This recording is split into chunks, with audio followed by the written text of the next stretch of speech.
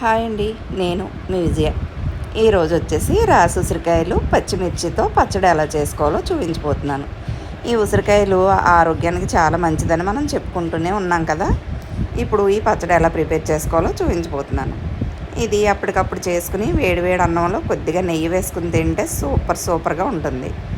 ముందుగా దీనికోసం ఒక పావు కిలో ఉసిరికాయలని ఇలా ముక్కలుగా కట్ చేసుకుని ఒక 20 నుంచి 25 పచ్చిమిర్చి, ఒక 10 వెల్లుల్లి రెమ్మలు, కొద్దిగా మినపప్పు, శనగపప్పు, జీలకర్ర, కొంచెం మెంతులు, ఎండుమిర్చి ఇలా పోపు సిద్ధం చేసుకోవాలి. ఇప్పుడు బాండి పెట్టి ఆయిల్ వేసి ఇలా పోపు బాగా వేగిన తర్వాత ఇందులోనే పచ్చిమిర్చిని కూడా వేసుకుని బాగా వేయించుకోవాలి.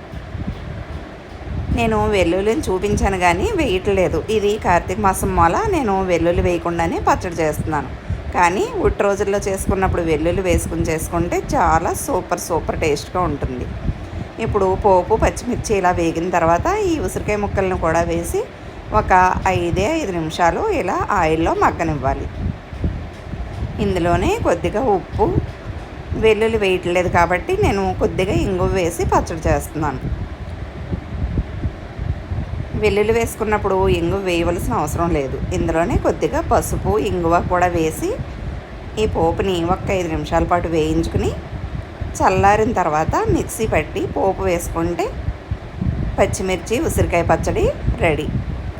ఇది అప్పటికప్పుడు ఇన్స్టెంట్గా వాడుకోవడానికి పనికొస్తుంది. ఇది ఒక 3 నుంచి 4 రోజులు నిల్వ ఉంటుంది. ఫ్రిడ్జ్లో పెట్టుకుంటే ఒక వారం రోజుల పాటు నిల్వ ఉంటుంది.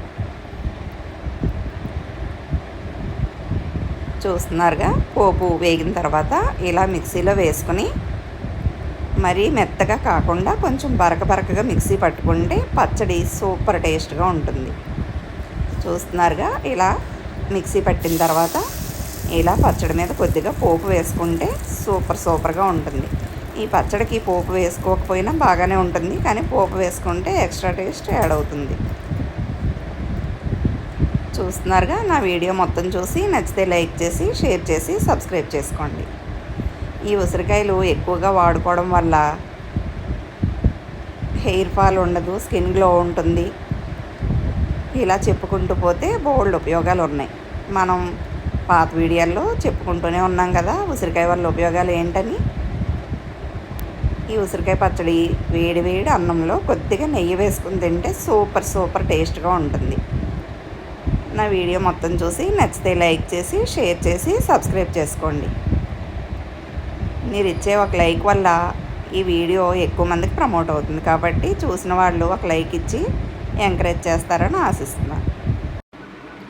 నా నెక్స్ట్ వీడియోలో ఉసిరి తొక్కు పచ్చడి సంవత్సరం అంతా నిల్వ ఉండే ఉసిరి తొక్కు ఎలా పెట్టుకోవాలో చూపిస్తాను. థ్యాంక్ యూ సో మచ్ అండి.